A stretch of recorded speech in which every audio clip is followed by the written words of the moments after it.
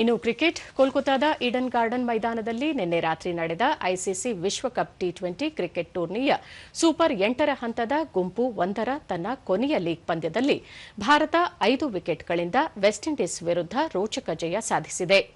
ಈ ಗೆಲುವಿನೊಂದಿಗೆ ಸೂರ್ಯಕುಮಾರ್ ಯಾದವ್ ನಾಯಕತ್ವದ ಭಾರತ ತಂಡ ಸೆಮಿಫೈನಲ್ಸ್ಗೆ ಅರ್ಹತೆ ಪಡೆದುಕೊಂಡಿದೆ. ಮೊದಲು ಬ್ಯಾಟ್ ಮಾಡಿದ ವೆಸ್ಟ್ ಇಂಡೀಸ್ ನಿಗದಿತ 20 ಓವರ್ಗಳಲ್ಲಿ 4 ವಿಕೆಟ್ ನಷ್ಟಕ್ಕೆ 195 ರನ್ ಗಳಿಸಿತು. ತಂಡದ ಪರ ರೋಸ್ಟರ್ ಚೇಸ್ 40 ರನ್ ಗಳಿಸಿದ್ದು ವೈಯಕ್ತಿಕ ಗರಿಷ್ಠ ಮೊತ್ತವಾಯಿತು.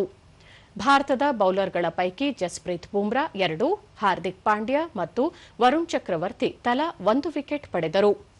ಉತ್ತರವಾಗಿ 196 ರನ್ಗಳ ಗುರಿ ಬೆನ್ನತ್ತಿದ ಭಾರತ 19.2 ಓವರ್ಗಳಲ್ಲಿ 5 ವಿಕೆಟ್ ನಷ್ಟಕ್ಕೆ 199 ರನ್ ಗಳಿಸಿದ ವಿಜಯೋತ್ಸವ ಆಚರಿಸಿತು.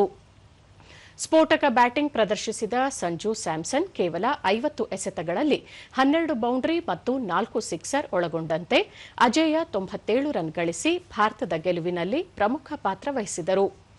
ನಾಡಿದ್ದು ಬುಧವಾರ ಕೋಲ್ಕತಾದಲ್ಲಿ ನಡೆಯಲಿರುವ ಮೊದಲ ಸೆಮಿಫೈನಲ್ ಪಂದ್ಯದಲ್ಲಿ ದಕ್ಷಿಣ ಆಫ್ರಿಕಾ ಮತ್ತು ನ್ಯೂಜಿಲೆಂಡ್ ತಂಡಗಳು ಪರಸ್ಪರ ಸೆಣಸಲಿದ್ದು, ಭಾರತ ಮತ್ತು ಇಂಗ್ಲೆಂಡ್ ತಂಡಗಳು ಗುರುವಾರ ಮುಂಬೈನ ವಾಂಖೆಡೆ ಕ್ರೀಡಾಂಗಣದಲ್ಲಿ ನಡೆಯಲಿರುವ 2ನೇ ಸೆಮಿಫೈನಲ್ಸ್ನಲ್ಲಿ ಮುಖಾಮುಖಿಯಾಗಲಿವೆ.